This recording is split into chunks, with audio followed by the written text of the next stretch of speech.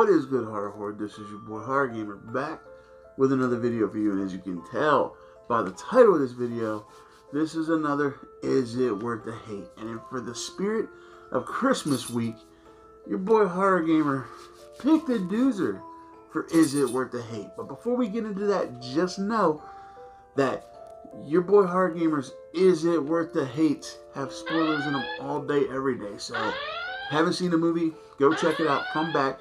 Let me know in the comment section what you think, whether you liked the movie, whether you hated the movie, whether you agree with me, or whether you disagree. But with all that being said, anything beyond this point is on you. So, with all that get out of the way, in this episode of Is It Worth the Hate, as you can also tell by the title of this video, we're going to be jumping into another B Christmas movie. And this one, like I said, it's another one that never came to theaters, but it was severely low budget, but it was so much fun. And as you can see, Jake the Horror Cat's got to get his 10 seconds of fame up in this bitch. But anyway, the movie that we're tackling today is Jack Frost. And no, not the Disney Michael Keaton Jack Frost. I'm talking about the killer snowman Jack Frost. So basically, is this movie worth the hate that it gets? Because the critics destroyed this movie. I think it was like something like 7%. Like, this movie got shut the fuck down. So, is Jack Frost worth the hate? Well, as you can tell by my opening, absolutely not. This movie is a good time. This movie is fun. This movie is it's another one of those popcorn flicks that your boy Horror Gamer likes talking about. So basically, the story of this movie is this serial killer named Jack Frost. He is being transported to his execution, and during this transport, something goes awry. The vehicle wrecks into a hazardous chemical vehicle, and he ends up turning into this snow-covered mutant monster snowman.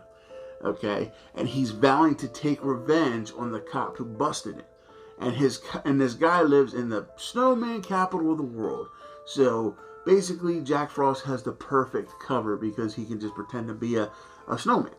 So basically, what happens is this snowman just kills people throughout the movie in weird ways, and nobody knows how it's happening. I think at one point they blame the sheriff's son or something because the kid who was bullying with him actually gets his head cut off by a sled because Jack Frost pushes him, I believe, in front of one of those old-timey sleds as somebody's coming down, and it cuts his head off. Like, the gore in the movie was fantastic, and like the story, like I said, it's your typical B horror movie story, but it was fun. It didn't take itself too seriously. And that's what I love about these movies. I love movies that can actually poke fun at themselves. They know that they're low budget, but you can tell the person who made this, put their whole heart into it, but they were also able to laugh at themselves too, because that's what this movie was. It was fun. It wasn't meant to be super serious. It was meant to be a popcorn flick. It was meant to have a little laughs, little scares, and it did everything so well. It meshed everything together perfectly. There were some scenes, that were meh, but also the scene with Shannon Elizabeth in the shower. This is at the peak of Shannon Elizabeth's hotness. I'm talking about American Pie hotness. So she makes a cameo in this. It's a shame what happens to her character, but the hot girl's got to die. You know what I mean? In the horror movie, she can't be the final girl in this one, but all in all, the movie was a good time. The gore was fun. The story was a B-movie story, but it was fun. It never takes itself too seriously at all during this movie. I mean, the way that the serial killer talks in this movie is hilarious. Some of the one-liners that Jack Frost comes up with after he kills people, and after the scene with Shannon Elizabeth, that's hilarious in itself. And stuff like that. And that's what this movie did. It put little its and bits and pieces of just funniness in when it needed to be in. And it never hurt the story at all. It never Sorry, had to get the cat off the birds. it never, um, it never veered away from what it was supposed to be, and that's the best part about this movie.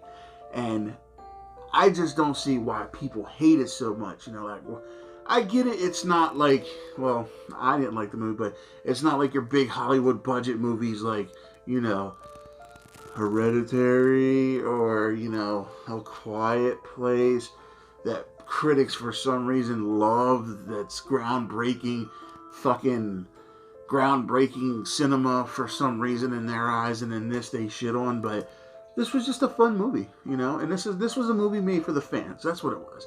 It was a movie made for horror fans, a Christmas movie made for horror fans.